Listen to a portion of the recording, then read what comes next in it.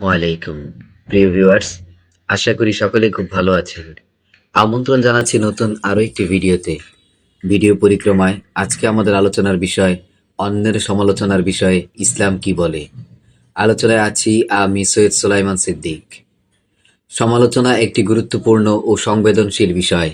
এটি শুধু একটি দৃষ্টিভঙ্গি নয়, বরং সমাজের নৈতিকতা ও মানসিকতার উন্নয়নেও গুরুত্বপূর্ণ ভূমিকা পালন করে।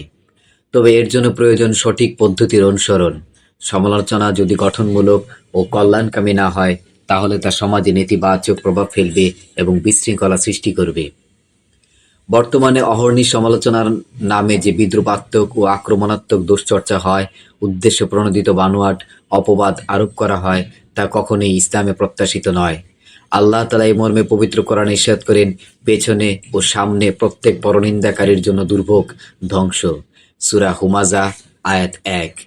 আল্লাহ তাআলা পবিত্র কোরআনের অন্য জায়গায় ইরশাদ করেছেন, তোমরা একে অন্যের দুষ্টুটি অন্বেষণ করো না এবং পরস্পর গীবত করো না। তোমাদের মধ্যে কেউ কি তার মৃত ভাইয়ের গোশত ভক্ষণ করতে পছন্দ করবে? বস্তুত তোমরা তা ঘৃণাই করো। বরং তোমরা আল্লাহকে ভয় করো। নিশ্চয়ই আল্লাহ তওবা কবুলকারী, পরম দয়ালু। সূরা হুজরাত আয়াত ১২। আসুন জেনে নিই সমালোচনা ও পরনিন্দা কি।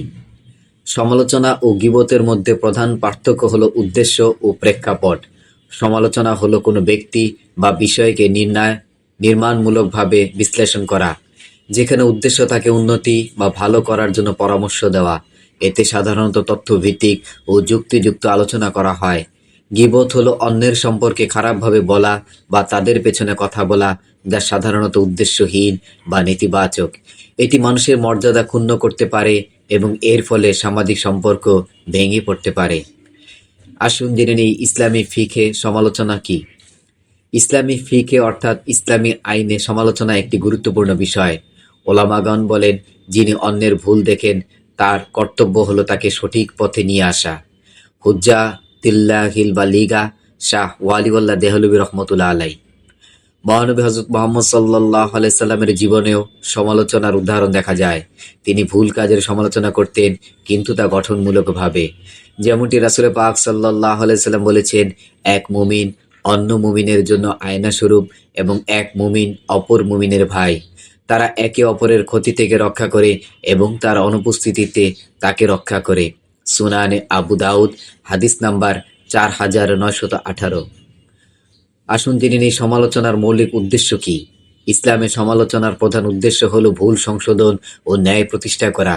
আল কোরআনে সূরা আল মাঈদায় এভাবে নির্দেশ দেওয়া হয়েছে, তোমরা পরস্পরের মধ্যে সহযোগিতা করো ন্যায় ও সৎকর্মে, আর পাপকর্ম ও অত্যাচারে সহযোগিতা করো না। সূরা মাঈদা আয়াত ২।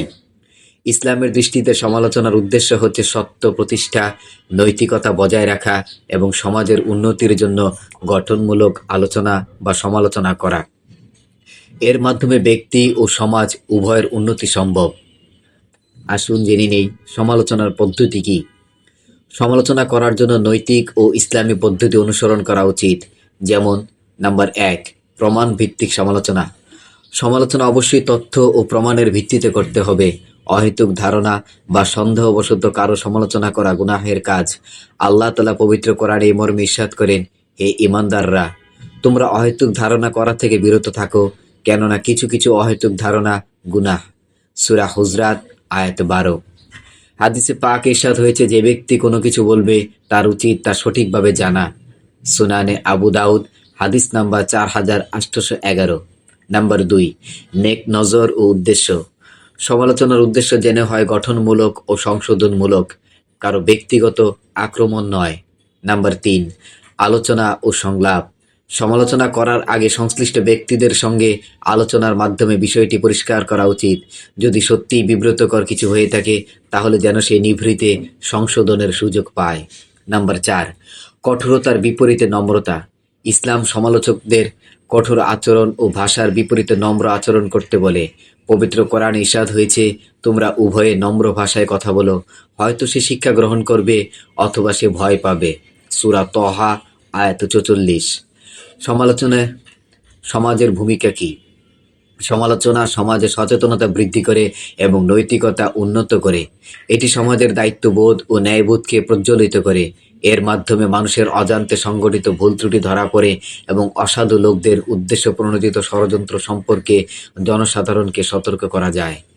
প্রিয় ভিউয়ার্স, মহান আল্লাহ আমাদের সবাইকে বেশি বেশি করে নেক আমল করার তৌফিক দান করুক এবং পরনিন্দা ও সমালোচনা করা থেকে বিরত থাকার তৌফিক দান করুক। ওমা তৌফিক না ইল্লা বিল্লাহ। সবাই ভালো থাকবেন, সুস্থ থাকবেন এবং বেশি বেশি করে নেক আমলের সঙ্গে থাকবেন।